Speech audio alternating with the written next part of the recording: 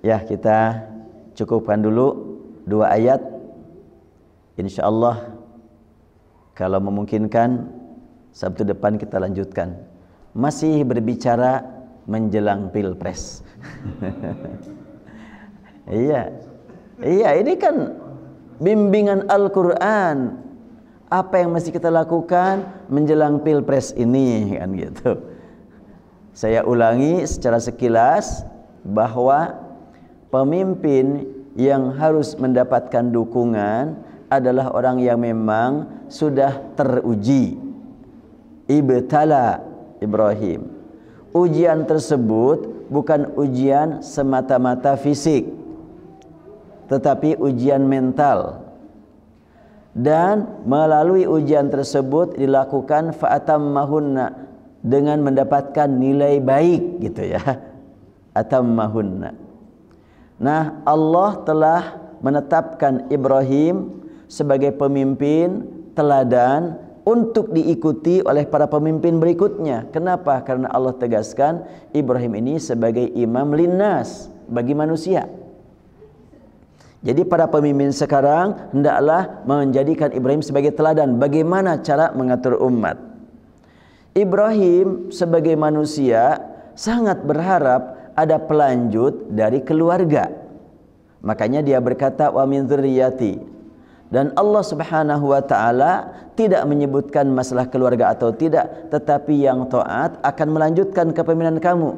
Yang tidak taat tidak bisa melanjutkan kepemimpinan kamu walaupun dari keluarga kamu. Makanya kalimat la yanalu ahdil zalimin. Artinya di sini adalah perhatian kepada masalah kompetensi. Bukan nepotisme, kan gitu ya. Ini yang sering dianggap sebetulnya di kita itu. Yang penting profesional. Bukan urusan keluarga atau tidak.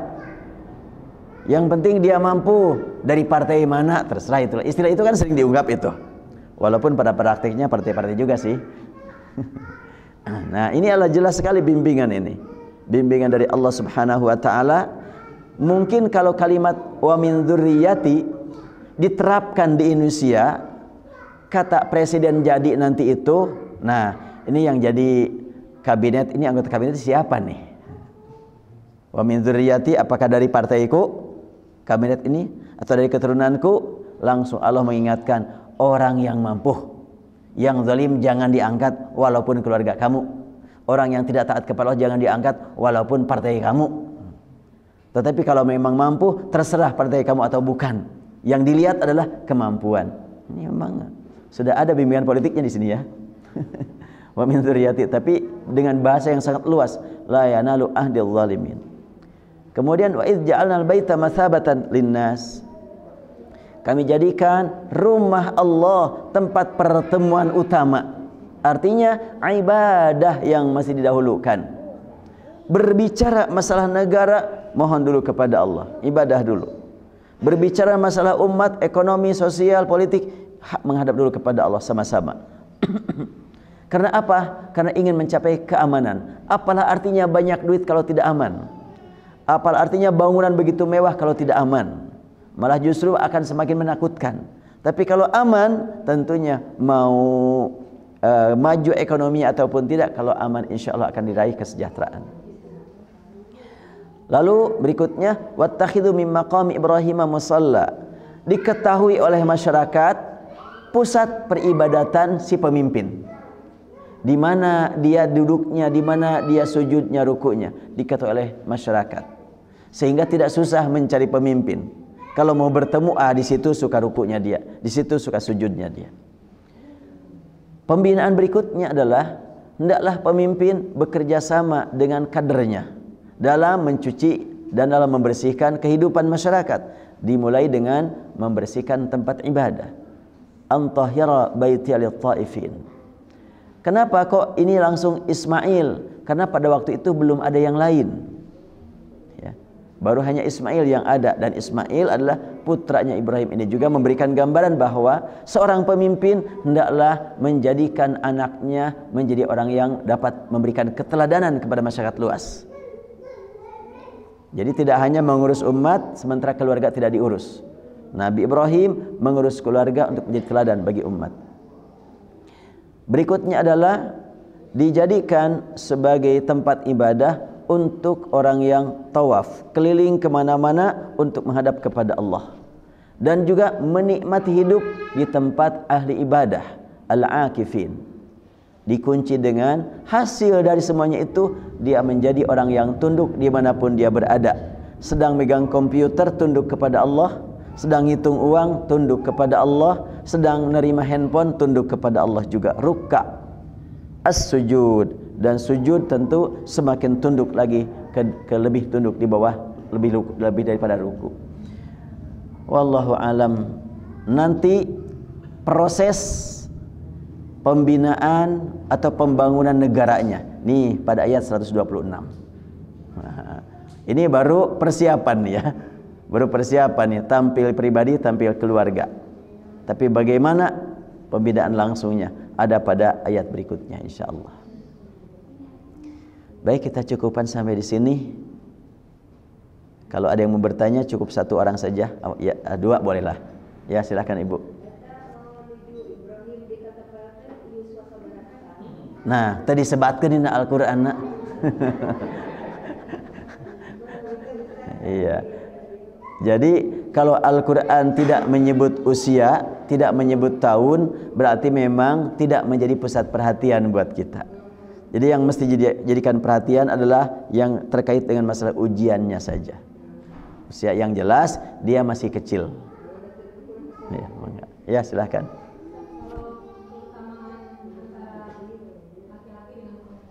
Iya, iya. Terlihat kalau kita pulang ke masjid gitu yang perempuan jadi satu kalau di komplek kenal dengan masyarakat. Iya.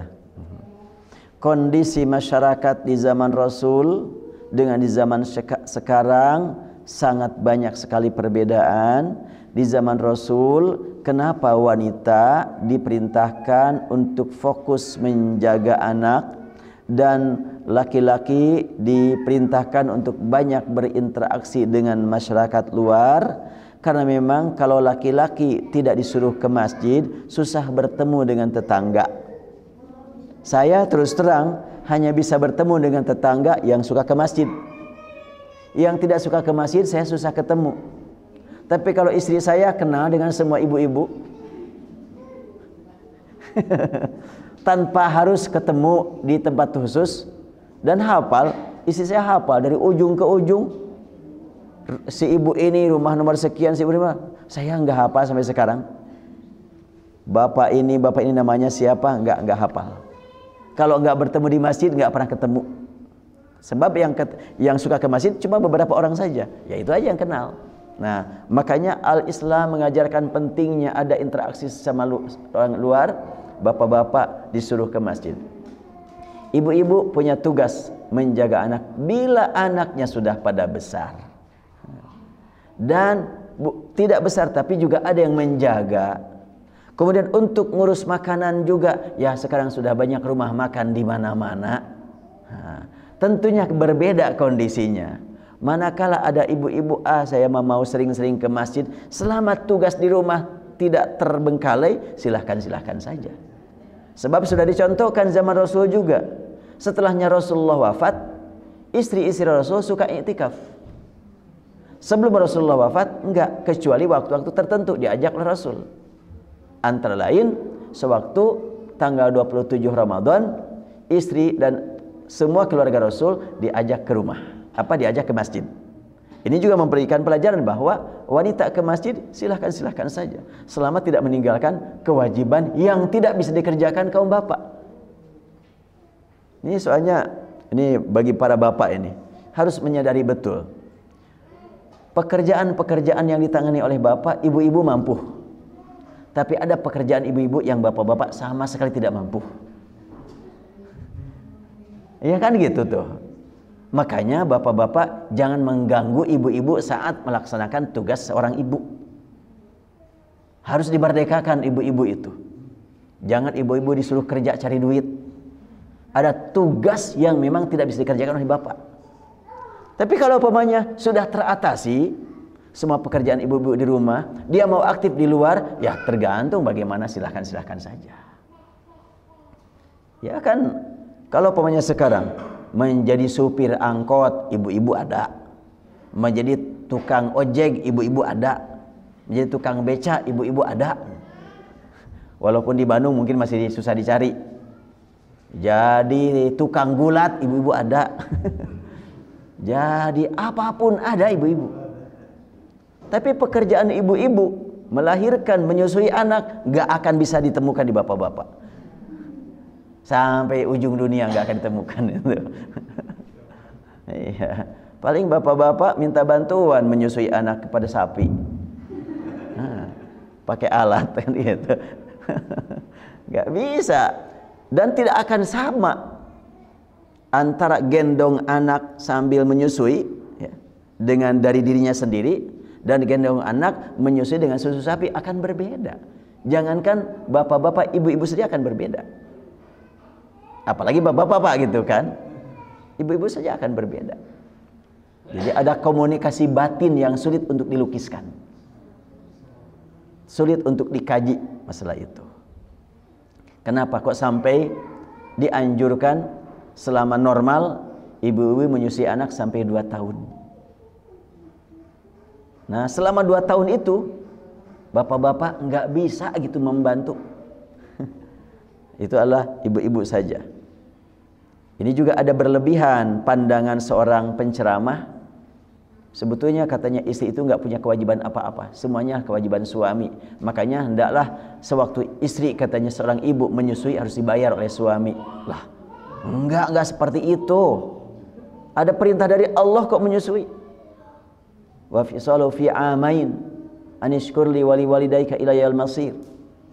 Ibunya Musa diperintah Allah langsung, auhayna ila ummi Musa an ardi'i. Itu perintah dari Allah menyusui anak itu. Jadi tidak dibenarkan kalau sampai ada seorang wanita sangat materialis, saya ini menyusui anak saya, kan anak kamu, kan kewajiban kamu, bayar dong.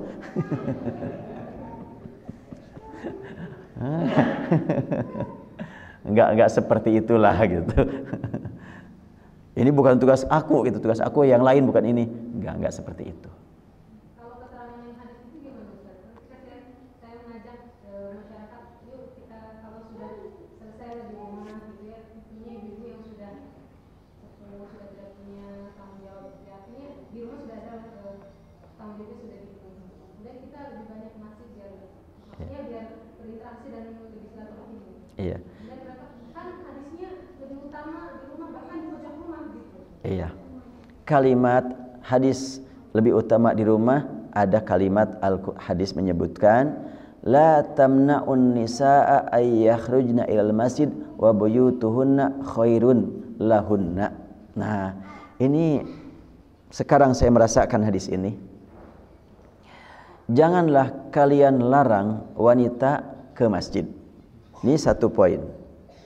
Kemudian rumah-rumah mereka baik bagi mereka. Khairun lahunna, baik bagi mereka. Bukan baik bagi mereka daripada masjid, tidak pakai daripada nih. Kalau umpamanya khairun lahunna minal masjid, nah rumah lebih baik dari masjid. Hadis nggak begitu tuh. Wa buyutuhunna khairun lahunna, dan rumah mereka baik bagi mereka. Bukan lebih baik dari masjid, bukan. Baik bagi mereka. Artinya buat kaum wanita, masjid dan rumah punya keistimewaan. Buat laki-laki, sholat fardu di masjid, sholat sunat silahkan di rumah. Dan tidak disebut khairun lahunna wala khairul lahum, enggak begitu hadis. Baik bagi wanita, tidak baik bagi laki-laki, enggak. Hadis ini adalah, kalau memang saya perhatikan bahasa Al-Quran itu dari waktu ke waktu, kok makna itu semakin mendalam, semakin jauh terus gitu. Nah, dengan pertanyaan ini saya baru merasakan sekarang ini, bahwa mana khairun lahunna itu rumah baik bagi wanita. Artinya bila memang ada ibu-ibu tidak ke masjid, tapi dia di rumah sambil ngurus dapur, sambil ngurus anak, maka tidak masalah. Beda dengan kaum laki-laki, sholat sunat silahkan di rumah, sholat wajib silahkan di masjid. Bagi ibu-ibu enggak begitu. Tapi bagi ibu-ibu yang mau ke masjid, wah silahkan. Enggak disebutkan pemanya wa buyutuna khairul lahunna wa masajid syarrun lahunna, enggak begitu.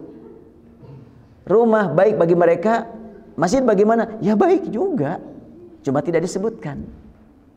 Tapi ada kalimat jangan kalian larang wanita ke masjid, artinya ada manfaat di masjid yang tidak ditemukan di rumah.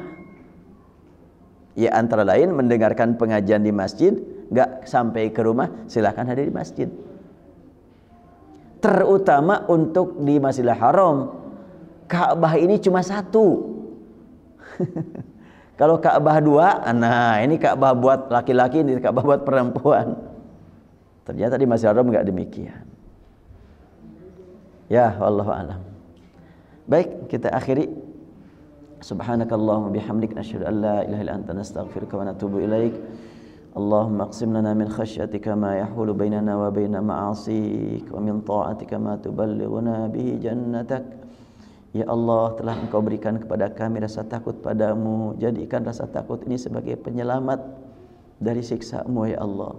Telah Engkau berikan kepada kami nikmat ibadah. Berikan ibadah kami, jadikan ibadah kami menjadi jalan menuju ridha-Mu ya Allah. Allahumma ya Rabbana, ya Tuhan kami, telah Engkau berikan kesadaran kepada kami bahwa semua jasad anggota ini adalah amanat kami untuk dapat memanfaatkan anggota ini demi ibadah padamu. Allahumma Rabbana ya Rahmanu ya Rahim, la taj'al musibatana fi dinina. Bila Engkau berikan kepada kami ujian ya Allah, jangan Engkau uji dalam agama kami. Jangan Engkau timpakan musibat dalam agama kami. Selamatkan kami ya Allah untuk tetap berada dalam agama-Mu. Keluarga kami, keturunan kami. La taj'al musibatana fi dinina. Jadikan semua anak cucu kami sebagai hamba yang saleh ya Allah. Jadikan semua anggota keluarga kami hamba-hamba yang taat padamu. Wala taj'alid dunya akbar hammina ya Allah, janganlah Engkau biarkan kami tergiur, tertipu dengan kenikmatan dunia yang tidak lama lagi akan berpisah dengan kami. La taj'alid dunya akbar hammina wala mablagha ilmina, jangan juga Engkau batasi ilmu kami ya Allah. Berikan kepada kami tambahan ilmu, tambahan wawasan yang mengantarkan kami untuk lebih memahami ayat-ayat-Mu, ayat kauniyah dan ayat qauliyah. La taj'alid dunya akbar hammina wa la mablagha ilmina wa la tusallit alaina ya Rabbana man la yakhafuka wa la yarhamuna. Ya Allah, janganlah Engkau biarkan kami dipimpin kecuali oleh orang yang taat padamu,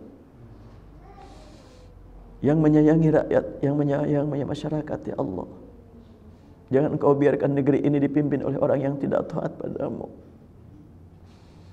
La tusallit alaina man la yakhafuka wa la yarhamuna birahmatika ya arhamar rahimin. Rabbana atina fid dunya hasanah wa fil akhirati hasanatan wa qina adzabannar. Walhamdulillahi rabbil alamin. Wabillahi taufiq wal hidayah. Assalamualaikum warahmatullahi wabarakatuh.